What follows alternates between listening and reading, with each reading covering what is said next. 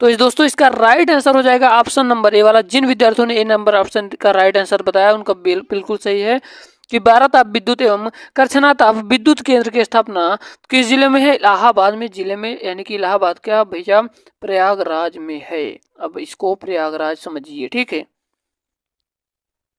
आपका दूसरा प्रश्न है, जल्दी जल्दी इसका आंसर बताइए मेरे भाई। कह रहा है कि उत्तर प्रदेश में भारतीय सूचना प्रौद्योगिकी संस्थान जहां स्थापित किया गया है वह जगह है। तो दोस्तों ये जीके का बहुत ही महत्वपूर्ण प्रश्न है। तो दोस्तों आप सभी को बताना चाहूंगा इसका राइट आंसर हो जाएगा क्या भैया? इसका राइट आंसर इलाहाबाद, यानी कि इलाहाबाद का मतलब मेरे भाई, इलाहाबाद का मतलब हो जाएगा प्रयागराज। अब इसका नाम रख दिया गया है, इलाहाबाद का नाम बदलकर प्रयागराज कर दिया गया है। उम्मीद करता हूं एक एक बातें समझ में आ रहा होगा। आपका 3 नंबर का प्रश्न आपकी स्क्रीन के सामने है। तीसरा नंबर का प्रश्न है मेरे भाई, तीसरा नंबर का प्रश्न कह रहा है कि उत्तर प्रदेश में कृत्रिम रबड़ का कारखाना अवस्थित है। तो ये प्रश्न अगली बार आया हुआ उत्तर प्रदेश यूपी पुलिस में, तो इस प्रश्नों को टिक लगा लीजिए, इंपॉर्टेंट है कि उत्तर प्रदेश में कृत्रिम रबड़ का कारखाना अवस्थित है। तो कहां पर अवस्थित है दोस्तों? तो याद रखिएगा गाजियाबाद में अवस्थित है। कहां पर? गाजियाबाद, गाजियाबाद में अवस्थित है। तो हम लोग चलते हैं अपने अगले प्रश्न की ओर। आपका 4 नंबर का प्रश्न है मेरे भाई, कह रहा कि आचार्य महावीर प्रसाद द्विवेदी का जन्म उत्तर प्रदेश के किस शहर में हुआ था? तो यूपी जीके का प्रश्न दोस्तों आपकी परीक्षाओं में देख लेना, मैं चैलेंज करता हूं। अगर आप कंटिन्यू बचे 39 दिनों तक हमारे साथ तैयारी करेंगे तो आपको खुद ही पता चलेगा कि जीएस जीके पर और हिंदी पर आपने क्या कमांड किया है। कह रहा कि आचार्य महावीर प्रसाद द्विवेदी का जन्म उत्तर प्रदेश के किस शहर में हुआ था? तो दोस्तों याद रखिएगा इसका राइट आंसर हो जाएगा ऑप्शन नंबर बी वाला, रायबरेली। रायबरेली में आचार्य महावीर प्रसाद द्विवेदी का जन्म हुआ था। उम्मीद करता हूं बातें समझ में आ रही होगा। 5 नंबर का प्रश्न है, जल्दी जल्दी इसका आंसर बताने की कोशिश करिए मेरे भाई। 5 नंबर का प्रश्न है कि अखिल भारतीय महिला आमंत्रण प्राइस मनी हॉकी प्रतियोगिता का उत्तर प्रदेश के किस शहर में किया जाता है? बहुत सारे बच्चे आंसर दे रहे हैं, बहुत अच्छे भाई साहब, आप लोगों का इतना ज्यादा कमेंट आ रहा है, बहुत बहुत धन्यवाद आप सभी का, आप लोग इतना प्यार दे रहे हैं इस चैनल को। आपका अगला प्रश्न है कि अखिल भारतीय महिला आमंत्रण प्राइस मनी हॉकी प्रतियोगिता का उत्तर प्रदेश के किस शहर में किया जाता है? दोस्तों जितने विद्यार्थियों का आ रहा है वाराणसी, बिल्कुल सही, आप लोग वाराणसी में है इसका राइट आंसर। हम लोग चलते हैं अपने अगले प्रश्न की ओर। अगर आपने 20 का जवाब दे दिया है तो कमेंट सेक्शन में जरूर बताइएगा कि मैंने सर 40 में से कितने का जवाब दिया। जितने भी प्रश्न का आप जवाब दे पाए ईमानदारी से बताइएगा। राजकीय बौद्ध संग्रहालय निम्न में से कहाँ अवस्थित है? तो मेरे भाई याद रखिएगा ये कुशीनगर में अवस्थित है। ये राजकीय बौद्ध संग्रहालय निम्न में से कहाँ अवस्थित है? तो कुशीनगर में अवस्थित है। ऑप्शन नंबर ए वाला सही हो जाएगा। आपका अगला प्रश्न है मेरे भाई, आपका अगला प्रश्न है, कह रहा है कि कुषाण एवं गुप्त युगीन संस्कृति का एकमात्र राजकीय संग्रहालय कहाँ है? तो दोस्तों याद रखिएगा इसका जो राइट आंसर हो जाएगा ये मथुरा हो जाएगा, मथुरा हो जाएगा। तो इसका राइट आंसर हो जाएगा ऑप्शन नंबर डी के साथ। आपका अगला प्रश्न है, जल्दी जल्दी इसका आंसर बताइए कि डॉक्टर भीमराव अंबेडकर संग्रहालय एवं पुस्तकालय कहाँ है? जल्दी से इसका आंसर बताइए, देखते हैं हमारे कितने विद्यार्थी इसका राइट आंसर बता पाते हैं। तो आप सभी को मैं बताना चाहूंगा कि जो डॉक्टर भीमराव अंबेडकर संग्रहालय एवं पुस्तकालय है ये मेरे भाई रामपुर में स्थित है। ऑप्शन नंबर डी वाला सही होगा। जितने विद्यार्थी डी नंबर दे रहे हैं इनका very good very good very good, बहुत बहुत बेहतरीन बेहतरीन जवाब दे रहे हैं आप लोग। आपका 9 नंबर का प्रश्न, आपकी तैयारी बहुत बेहतरीन है, उम्मीद है। राजकीय जैन संग्रहालय कहाँ है? तो दोस्तों जल्दी से इसका आंसर बताइए। जल्दी से बहुत सारे विद्यार्थी कमेंट कर रहे हैं कि राजकीय जैन संग्रहालय कहाँ है। तो दोस्तों आप सभी को बताना चाहूंगा कि जितने विद्यार्थी इसका आंसर दिए हैं मथुरा, बिल्कुल सही आपका जवाब कि राजकीय जैन संग्रहालय ये मथुरा में स्थित है मेरे भाई। आपका अगला प्रश्न, अगर वीडियो पसंद आ रहे हो तो वीडियो को लाइक जरूर करिएगा, क्योंकि यहाँ पे वही सारे प्रश्न करवाए जाएंगे जो सिलेक्टेड हैं और आपकी परीक्षाओं में आ सकते हैं। स्वतंत्रता संग्राम संग्रहालय कहाँ है? तो दोस्तों याद रखिएगा स्वतंत्रता संग्राम संग्रहालय ये मेरठ में स्थित है। ऑप्शन नंबर बी वाला सही होगा। जिन विद्यार्थियों का मेरठ हो रहा है इसका राइट आंसर तो बिल्कुल बेहतरीन, बिल्कुल जबरदस्त जिंदाबाद प्रश्न है और आप लोग बहुत प्रेम से इसका आंसर दे रहे हैं। जितने विद्यार्थियों को मेरठ आंसर आ रहा है बहुत बहुत बेहतरीन। आपका 11 नंबर का प्रश्न है, जल्दी से इसका आंसर बताने की कोशिश करिए। 11 नंबर का प्रश्न है मेरे भाई कि उत्तर प्रदेश का कौन सा जनपद 4 राज्यों की सीमा से लगा हुआ है। तो दोस्तों याद रखिएगा, उत्तर प्रदेश का कौन सा जनपद 4 राज्यों की सीमा से लगा हुआ है। तो दोस्तों याद रखिएगा, इसका राइट आंसर हो जाएगा ऑप्शन नंबर ए वाला सोनभद्र हो जाएगा मेरे भाई, सोनभद्र। सोनभद्र जितने विद्यार्थियों का आंसर आ रहा है आपका बिल्कुल सही है। दोस्तों देखेंगे कि यही सारे प्रश्न आपके पेपर में आए हुए हैं, इससे बाहर कोई प्रश्न जाने वाला नहीं है। बच्चे 39 दिन बस प्रैक्टिस करते चलिए, प्रैक्टिस को हल करिए। नोएडा उत्तर प्रदेश के किस जिले में अवस्थित है, यानी कि स्थित है। तो देखते हैं कितने विद्यार्थी इसका आंसर दे पाते हैं। तो आप सभी को बताना चाहूंगा, अगर नोएडा उत्तर प्रदेश के किस जिले में स्थित है, तो याद रखिएगा ये गौतम बुद्ध नगर में स्थित है, गौतम बुद्ध नगर में स्थित है मेरे भाई। ऑप्शन नंबर ए वाला सही होगा। आपका अगला प्रश्न है, आपकी स्क्रीन के सामने है, जल्दी जल्दी इसका आंसर बताइए। कह रहा है कि उत्तर प्रदेश के निम्नलिखित में से जनपदों में से कौन सा क्षेत्रफल की दृष्टि से में सबसे छोटा है। तो दोस्तों याद रखिएगा, इसका राइट आंसर हो जाएगा ऑप्शन नंबर ए वाला वाराणसी, क्षेत्रफल की दृष्टि से सबसे छोटा है।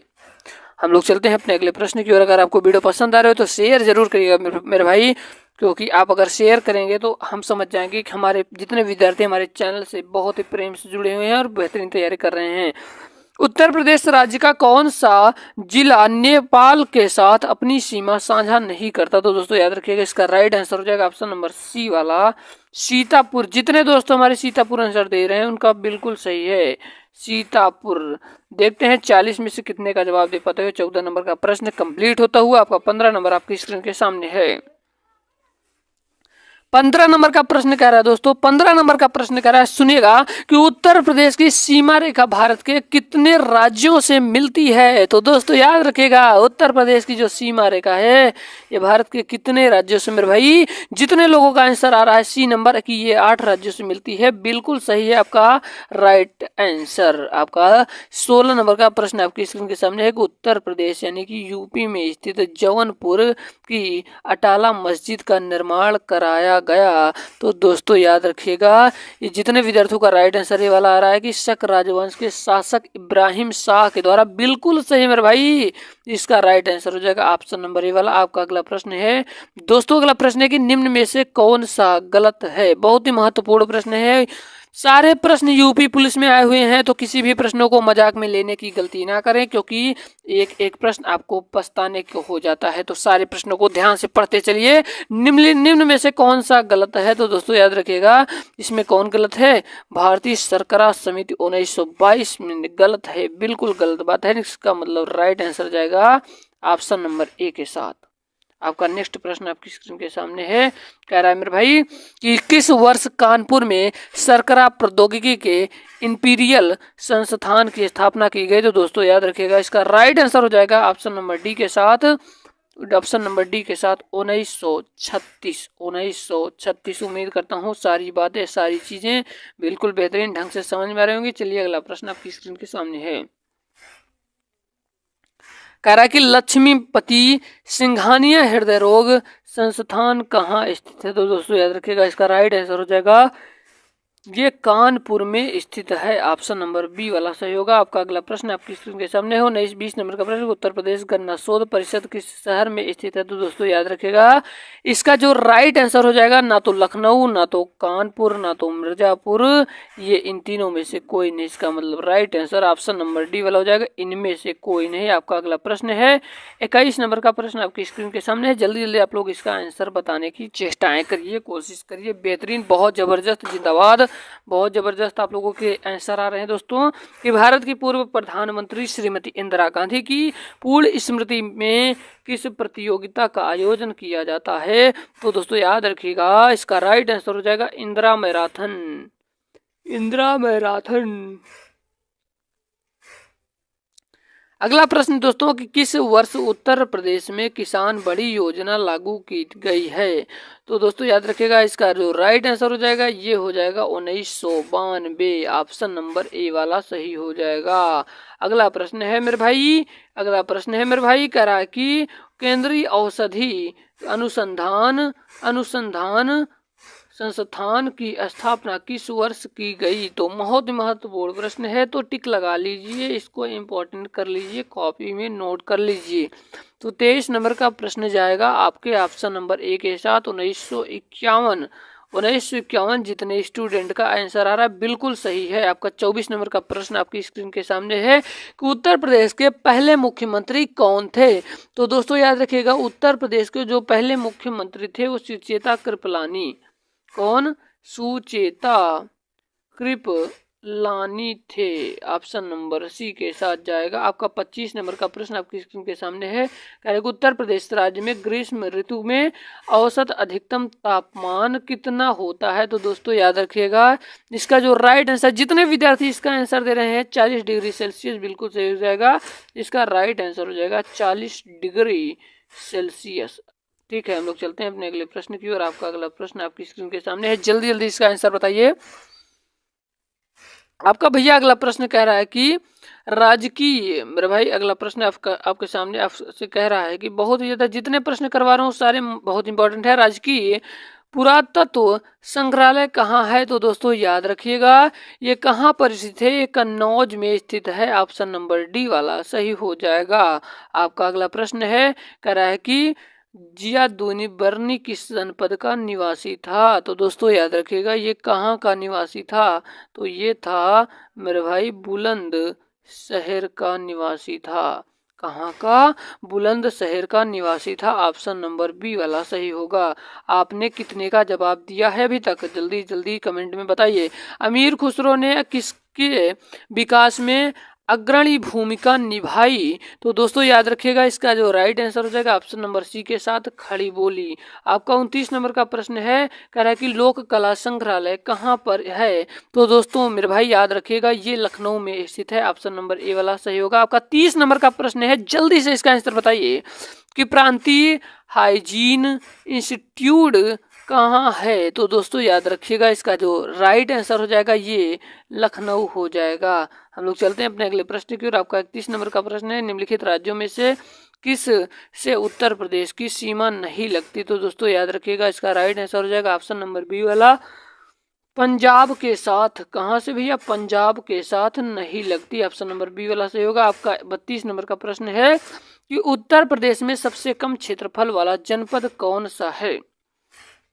तो आपको बताना चाहूंगा, इसका राइट आंसर हो जाएगा संत रविदास नगर। मेरे भाई संत रविदास नगर है जनपद में क्षेत्रफल में दोस्तों सबसे कम है। हम लोग चलते हैं अपने 33 नंबर के प्रश्न की ओर। उत्तर प्रदेश राज्य का भारत में क्षेत्रफल की दृष्टि से कौन सा स्थान है। तो दोस्तों याद रखिएगा, इसका राइट आंसर हो जाएगा ऑप्शन नंबर डी वाला, चौथा स्थान है। आपका अगला प्रश्न है कि उत्तर प्रदेश का सबसे बड़ा जिला कौन सा है। तो उत्तर प्रदेश का सबसे बड़ा जिला खलीमपुर खीरी है। सबसे बड़ा जिला खलीमपुर खीरी है। इन बातों को ध्यान रखिएगा, नहीं आ जाएगा तो आप यही करेंगे, अरे सर हम पढ़ाए थे पर हम तो ध्यान ही नहीं दिए। तो सारे प्रश्नों को ध्यान से सुनिए, जल्दी जल्दी इसीलिए करवा रहा हूँ। रैपिड टेस्ट डेली आप लोग जुड़ जाया करिए। शाम को 6 बजे हम इसकी क्लास करते हैं, उसके बाद हम लोग जीएस की क्लास स्पेशल करते हैं, plus UP GK special class चल रही है। तो यूपी जीके से बहुत सारे प्रश्न बनेंगे, तो आप पूरे वीडियो को मात्र 30 दिन हमारे साथ देखिए, यकीन मानिए आप कोई भी प्रश्न नहीं छोड़ कर आएंगे। निम्न में से कौन सा राज्य उत्तर प्रदेश का समवर्ती राज्य है। तो मेरे भाई याद रखिएगा, ये राजस्थान है। आपका अगला प्रश्न आपकी स्क्रीन के सामने है। 36 नंबर का प्रश्न कर रहा है कि धारुओं द्वारा चावल से निर्मित मदिरा को क्या कहते हैं। तो दोस्तों याद रखिएगा, इसका राइट आंसर हो जाएगा जाड़ कहा जाता है। आपका 37 नंबर का प्रश्न, उत्तर प्रदेश में निवास करने वाली बुक्सा जनजाति निम्नलिखित में से किस देवी देवताओं की पूजा करती है।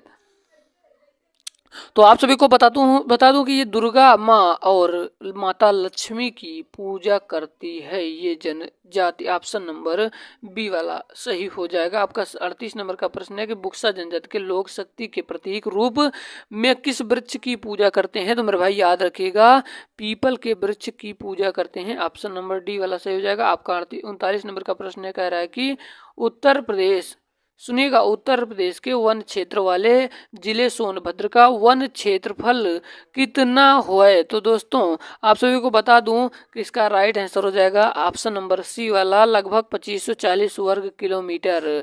हम लोग चलते हैं 40 नंबर का प्रश्न की ओर। आपका 40 नंबर का प्रश्न कह रहा है कि उत्तर प्रदेश में सर्वाधिक वन क्षेत्र वाले जिलों का सही क्रम क्या है? तो दोस्तों आप सभी को बता दूं कि सोनभद्र, लखीमपुर खीरी, मिर्जापुर और पीलीभीत। ऑप्शन नंबर डी वाला सही हो जाएगा। आपका अगला प्रश्न दोस्तों, आपका अगला प्रश्न है, कह रहा है कि मुगल कालीन इतिहासकार किस राज्य को हिंदुस्तान की संज्ञा देते हैं? इसको आपको आंसर बताना होगा।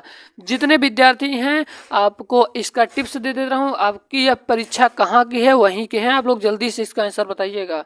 देखते हैं, आपका 42 नंबर का प्रश्न है कि जनसंख्या की दृष्टि से उत्तर प्रदेश का भारत में कौन सा स्थान है? तो इसका राइट आंसर हो जाएगा प्रथम स्थान। उम्मीद करता हूँ वीडियो पसंद आई होगी। अगर वीडियो पसंद आई हो तो रैपिड टेक्स्ट को डेली शाम 6 बजे चलता है। अगर आपको वीडियो पसंद आए तो वीडियो को लाइक कर देना, चैनल पे नया है तो जरूर सब्सक्राइब करना ऐसे नहीं इंटरेस्टिंग वीडियो के लिए।